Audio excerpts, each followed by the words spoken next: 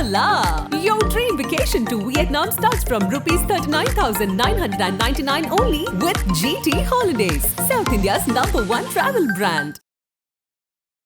ஒன்று அதானி வந்து அமெரிக்கன் இன்வெஸ்டர்ஸை வாங்கி அவங்க கொடுத்த லஞ்சம் ஒன்று, அமெரிக்காலேயே லிஸ்ட் பண்ணிருக்கிற ஒரு அஸ்யூர் பவர்ன்ற கம்பெனி அது வந்து இங்கே கொடுத்த லஞ்சம் ஒன்று இருக்குது. ஆக்சுவலாக 21 வருஷம் ஜூலைலேருந்து 21 வருஷம் டிசம்பர் வரை இந்த விஷயங்கள் நடந்திருக்கு. அதுதானே சொல்கிறாங்க அவங்க. இந்த ஸ்டேட்ஸோட அக்ரிமெண்ட் போட்ட பீரியட் அதுதான். அப்போ இருந்தது இங்கே டிஎம்கே கவர்மெண்ட் தான் அங்கே இருந்தது. அப்போது டிஎம்கே கவர்மெண்ட் இருந்து செந்தில் பாலாஜி தான் மந்திரியாக இருந்தார். இந்த ஆர்டர் கிடச்ச உடனே அதானி அஸ்யூர் பவர் என்ன பண்ணுறாங்க, பல ஸ்டேட் கவர்மெண்ட்டுக்கு போகிறாங்க. பத்திரம் மற்றும் பரிவர்த்தனை ஆணையம்னு ஒன்று இருக்குது. அவங்க வந்து யூஎஸோட ஃபெடரல் கோர்ட் நியூயார்க்கில் சிவில் கேஸ் புக் பண்ணியிருக்காங்க. அதே சமயம் யூஎஸோட நீதித்துறை இருக்குல்ல, அவன் வந்து இதை வந்து கிரிமினல் குற்றச்சாட்டாக பார்க்குறான். ஸோ கிரிமினல் குற்றச்சாட்டுனா நீங்கள் அரெஸ்ட் பண்ண வேண்டிய கட்டாயம் வரும் இதில். ஆக்சுவலாக அதில் வந்து 8 கெகாவாட் வந்து அதானி கிட்டே இருந்தும் 4 கெகாவாட் வந்து அஸ்யூர் பவர்னு ஒரு கம்பெனி நியூ டெல்லியில் தான் இருக்குது. அது வந்து ஸ்டாலின் அவர்கள் அதானி சந்திப்பு இது என்ன சார் ரகசியம்? எதுக்கு நான் சொன்னேன்,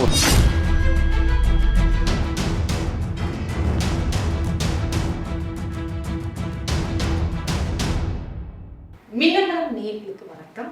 பத்திரிகையாளர் திரு பிரியன் அவர்களிடம் பேசலாம். வணக்கம் சார், நலமா இருக்கீங்களா? ஆனால் மக்கள் வந்து நிறைய அத்தியாவசிய பொருட்களுடைய விலை உயர்வு, வேலை வாய்ப்பின்மை, இது மாதிரி இந்தியாவில் நிறைய இருக்கு. ஒரு ஷாக்கிங்கான நியூஸும் வருது, அதானியுடைய 2000 கோடி ஊழல் அப்படின்னு. அதுவும் அமெரிக்கா கோர்ட்டில் இந்தியர் ஒருவர் முதல் முறையாக பிடிவாரண்ட்டு பிறப்பிக்கப்பட்டிருக்கிறது அமெரிக்கா கோர்ட்டில்.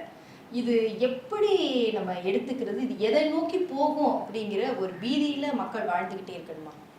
இல்லை, இது எப்படி எடுத்துக்கணும்னா, அதானி என்கிற தொழிலதிபர் இந்தியாவில் வந்து மோடியோட ஆதரவுனால பல்வேறு ஏர்போர்ட்டு, சீ போர்ட்டு போன்ற பல கான்ட்ராக்ட்லாம் பிடிச்சி வேலைகளை நடத்திட்டுருக்காரு, எலக்ட்ரிசிட்டி போன்ற வேலைகளை.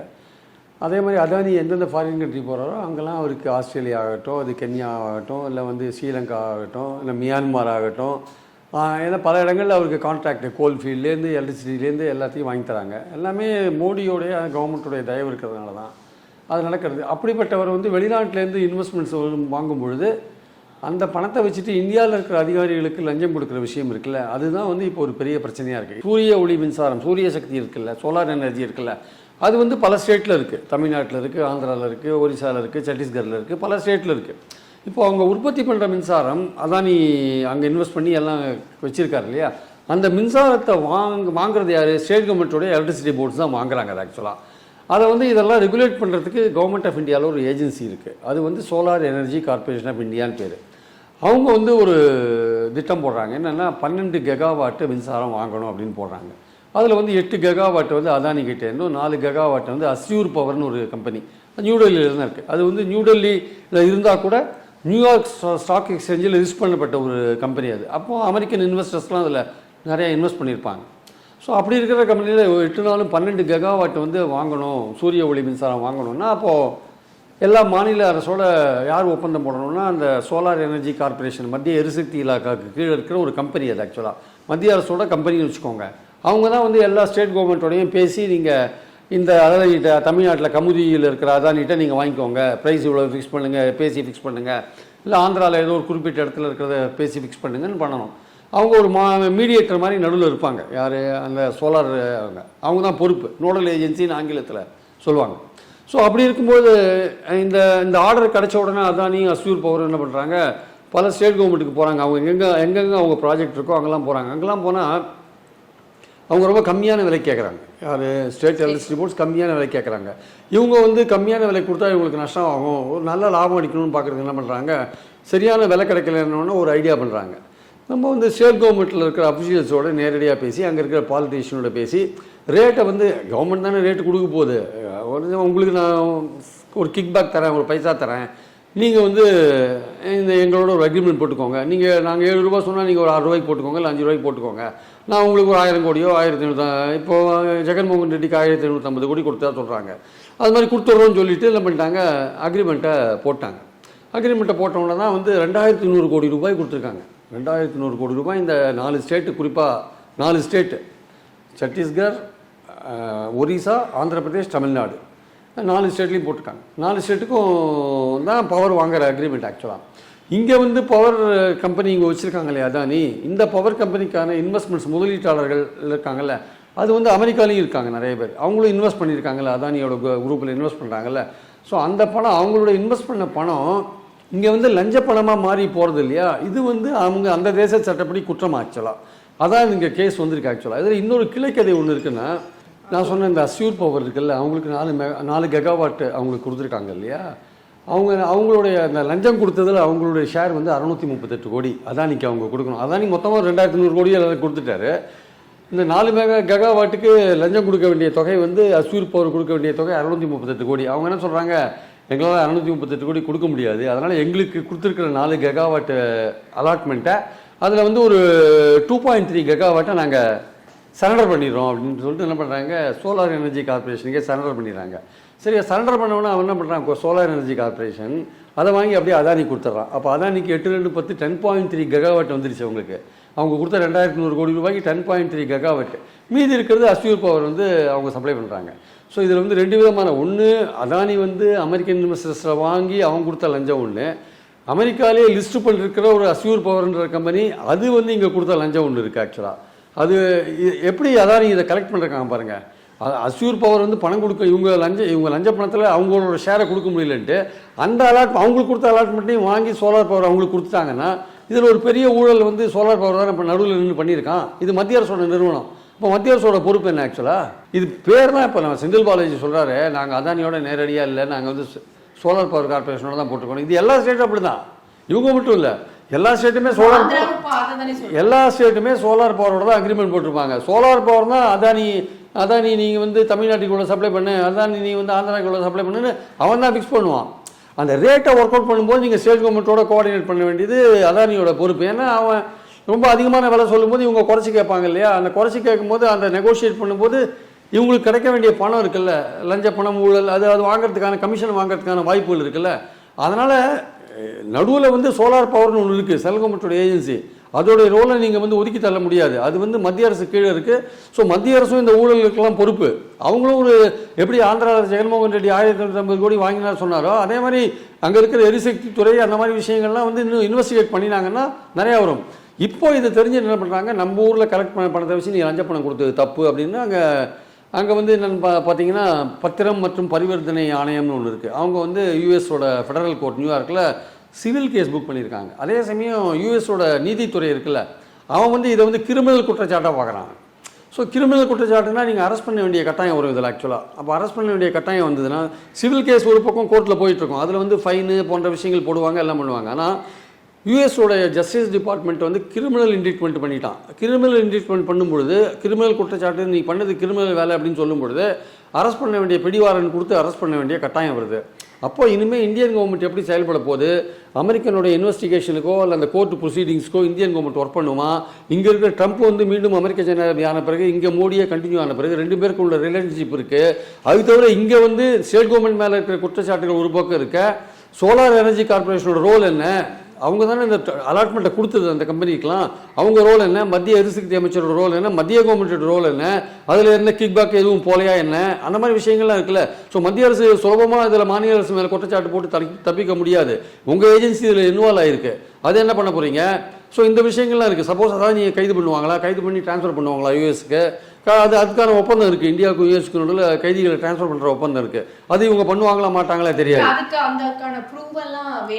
அதுக்கெல்லாம் வந்து அமெரிக்கன் கவர்மெண்ட் டாக்குமெண்ட்லாம் கொடுக்கணும் இந்தியன் கவர்மெண்ட்டில். கொடுத்தா தான் இவங்க அதை பண்ணுவாங்களா பண்ண மாட்டாங்களா, ஏதாவது ஒரு காரணம் சொல்லி தள்ளி போடுவாங்களா, இல்லை நாங்களே இந்தியாவில் வந்து இதை பற்றி விசாரணை கமிஷன் வைக்கிறோன்னு ஏதாவது ஒரு கமிட்டி ஃபார்ம் பண்ணி கமிஷன் ஃபார்ம் பண்ணி காலத்தை தள்ளுறாங்களா?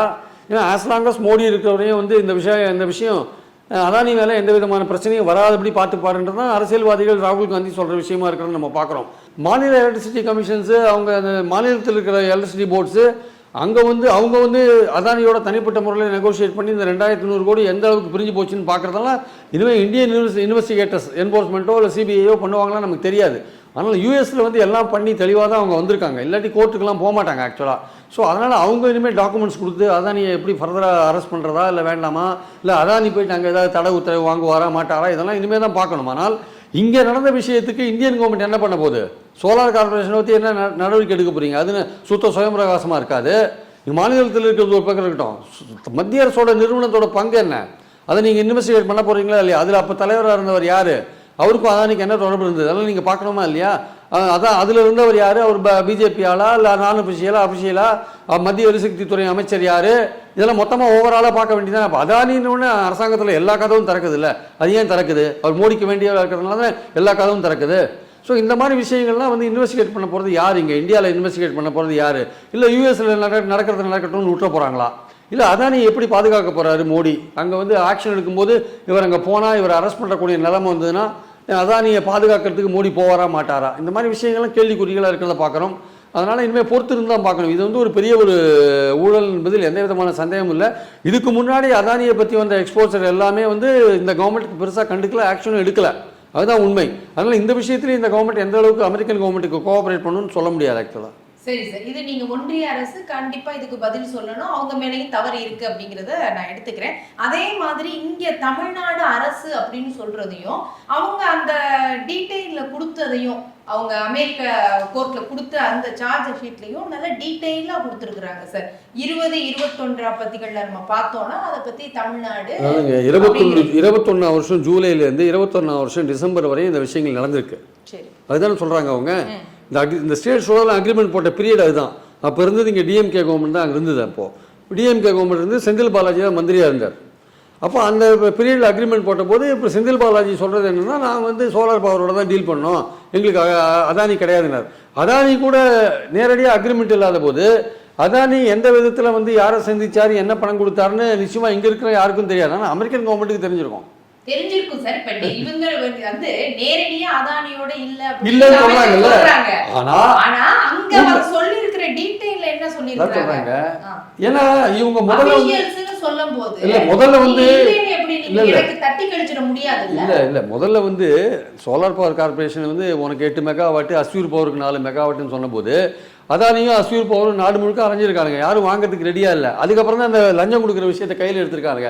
அப்போ அந்த 4 ஸ்டேட்லையும் வந்து அவங்க வந்து இங்கே இருக்கிற அபிஷியல்ஸையோ இல்லை இங்கே அரசியல்வாதிகளோ கண்டிப்பாக பார்த்துருப்பாங்க.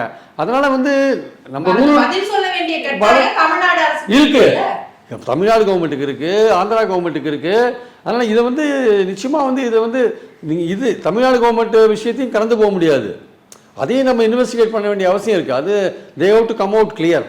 டாக்குமெண்ட் இந்தியா கேட்டாங்கன்னா அதுல யார்கிட்ட பேசணும், அந்த ஆடியோ என்ன, ரெக்கார்டு என்ன இருக்கு அப்படிங்கறதெல்லாம் கண்டிப்பா அமெரிக்கா கொடுப்பாங்க. இந்த அதானியை நீங்க அரெஸ்ட் பண்ணணும்னு போனீங்கன்னா அங்க இருக்கிற முதலீட்டாளர்கிட்ட பணம் வாங்கி நீங்க லஞ்ச பணம் கொடுத்துருக்கீங்கன்றதுல அப்ப நாங்க கிரிமினல் இந்த குற்றச்சாட்டை அவங்க பாக்குறாங்க. அதுல அதானியை அரெஸ்ட் பண்ணும்பொழுது அவங்க வந்து இங்க இந்திய கவர்மெண்டோட ஒத்துழைப்பை கேட்டாங்கன்னா அவங்க வந்து எல்லா டாக்குமெண்ட்ஸும் கொடுத்தாதான் இவங்க வந்து அதுக்கு வந்து ஃபர்தர் ஆக்ஷன் எடுப்பாங்க. ஆனால் அப்படி கொடுத்துமே வந்து இந்த மோடி கவர்மெண்ட் ஆக்ஷன் எடுப்பாங்களான்னா இதுவரையும் வந்து அதானி மேலே உள்ள குற்றச்சாட்டுகளுக்கு எந்த நடவடிக்கை எடுக்காத போது இதுக்கு மட்டும் எப்படி எடுப்பாங்கன்ற ஒரு கேள்வி வருது இல்லையா? அதனால இந்தியன் கவர்மெண்ட் எப்படி ப்ரொசீட் பண்ணுவாங்கன்றது ஒரு மர்மமான ஒரு விஷயமா தான் இருக்கு. இன்னொன்று தமிழ்நாட்டில் ஏன்னா பாமகவுடைய நிறுவனர் ராமதாஸ் அவர்கள் ஒரு நீண்ட அறிக்கையே கொடுத்திருக்கிறார்.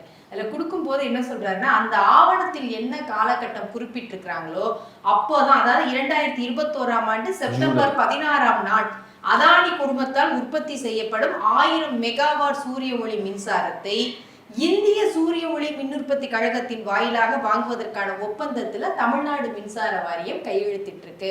அப்ப அவங்க குறிப்பிட்ட காலகட்டத்துல நடந்திருக்க அந்த ஊழல்ங்கிறதும் அதே சமயத்துல இங்க நடந்த ஒப்பந்தமும் வந்து பொருந்தி போகுது.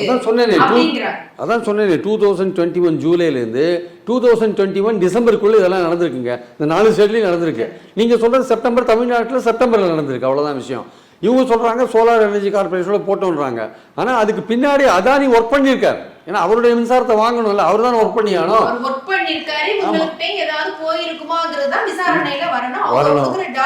இது தமிழ்நாடு கவர்மெண்ட் தங்களை வந்து தெளிவா வந்து விஷயங்களை சொல்ல வேண்டிய அவசியம் இருக்கு. அது தங்களை விசாரணைக்கு உட்படுத்திக் கொள்ள வேண்டிய அவசியம் இருக்கு. 4 மாநிலங்கள் அது மட்டும் இல்ல, மத்தியில் இருக்கிற சோலார் எனர்ஜி கார்பரேஷனும் பதில் சொல்லணும். அவங்க தான் ஏற்பாடு பண்றாங்க.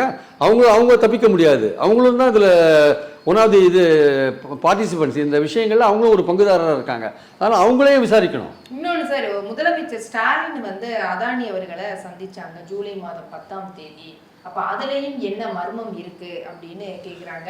அது எல்லாமே வந்து ஒரு பக்கம் வந்து நம்ம ஒன்றிய அரசு கிளீன் ஸ்லேட்னு சொல்லல, அதானியை வந்து காப்பாத்துறதுக்கான வேலைகள் நடக்குது, அதானி ஊழல்ங்கிறது எல்லா இடத்துலயும் தெரியுது. அதே சமயம் அந்த மோடி அதானி அப்படிங்கிறத வச்சு இங்க தமிழ்நாடோ மற்ற மாநிலங்களோ காங்கிரஸ் ஆட்சி உள்ள மாநிலங்களோ தப்பிச்சுக்கிறதுங்கிறது சரியா அப்படிங்கிற ஒரு நீங்க இப்போ அதானியை பத்தி இவ்வளவு பேசுறாங்க. காங்கிரஸ்ல ராஜஸ்தான்ல இன்வெஸ்ட்மெண்ட்ஸ் இருக்குது, சத்தீஸ்கரில் அதானி இன்வெஸ்ட்மெண்ட் இருக்குது, ஏன் மம்தாவோட வெஸ்ட் பெங்கால்லேயே அதானி இன்வெஸ்ட்மெண்ட் இருக்குது, தமிழ்நாட்டிலேயே அதானி இன்வெஸ்ட்மெண்ட் இருக்குது, எல்லா சீ போர்ட்டு எல்லா ஏர்போர்ட்டு எல்லாமே அவங்க தான் இருக்குது. இல்ல அது எல்லாமே இது பார்த்தோம்னா ஒவ்வொன்றும் இன்டர்லிங்க் ஆகிருக்கிற மாதிரியே இருக்கு. அவருடைய அதானி அவரோட கைகள் எங்க உலகம் முழுவதும் விரிஞ்சிருக்கு எல்லா இடத்துலயும். அப்போ நம்ம மாநிலம் உட்பட இந்த மாதிரி இடங்கள்ல எல்லா இடத்துலயும் மோசடி ஊழல் நடக்குதுன்னா மக்கள் ஏமாளிகளா அப்படிங்கிற கேள்விதான் கடைசியில அதுதான் வருது. மக்கள் இதெல்லாம் அவங்க வெளிநாட்டுல இருக்கிறவங்க ஆராய்ந்து இவ்வளவு தூரம் லிஸ்ட் போட்டு ஒரு ஆடியோ முதற்கொண்டு ஆதாரங்களை தர்றாங்க. ஆனா இங்கேயே இவ்வளவு நடக்குதே சார். இப்ப அரசியல் அப்படிங்கிறதுக்குள்ள எல்லாமே இல்ல இங்க வந்து ஏன் நடக்குதுன்னா, ஏன் இதை வந்து இந்த விஷயங்களை கண்டுக்காது இருக்காங்கன்னா, அதானிக்கு வேண்டிய ஒரு கவர்மெண்ட் சென்ட்ரல் இருக்கு. அவங்க வந்து எந்த ஏஜென்சியும் பயன்படுத்தி அதானியை விசாரிக்க மாட்டேங்கிறாங்க. அதனால தான் 10 வருஷமா அவங்க இருக்காங்க, 11 வருஷமா இருக்காங்க. அது நடக்க மாட்டேங்குது. அந்த கவர்மெண்ட் இந்த கவர்மெண்ட் மாறித்து வச்சுக்கோங்க, Adani will be in trouble. அவங்க இன்வெஸ்டிகேட் பண்ணுவாங்க. அதே மாதிரி இங்க ஸ்டாலின் அவர்கள் அதானி சந்திப்பு, இது என்ன சார் ரகசியம்? எதுக்கு சார்? நான் சொல்றேன், ஒரு இண்டஸ்ட்ரியலிஸ்ட்டை வந்து ஒரு சீஃப் மினிஸ்டர் சந்திக்கிறது வந்து எந்த ஒரு தவறும் கிடையாது, சந்திக்கலாம். ஆனால் இப்போ இந்த மாதிரியான ஒரு கான்ட்ரவர்சி வந்திருக்குல்ல, அவர் ஜூலை மாதம் சந்திச்சிருக்கார், செப்டம்பர் மாதம் அக்ரிமெண்ட் போட்டிருக்குங்க. அப்போ இதெல்லாம் வந்து ஒரு கேள்விக்குறியான ஒரு விஷயம் தானே. ஸோ வந்து நிச்சயமாக வந்து இங்கே இருக்கிற டிஎம்கே கவர்மெண்ட்டும் வந்து ஒரு சந்தேக ஊசி அதன் மேலே தொங்கிட்டு இருக்கிறத நம்ம பார்க்குறோம். சரி சார், பொறுத்திருந்து பார்க்கலாம் சார். நன்றி. Hola! Your dream vacation to Vietnam starts from rupees 39,999 only with GT Holidays, South India's #1 travel brand. மின்னம்பலம்.com, தமிழின் முதல் மொபைல் பத்திரிகை.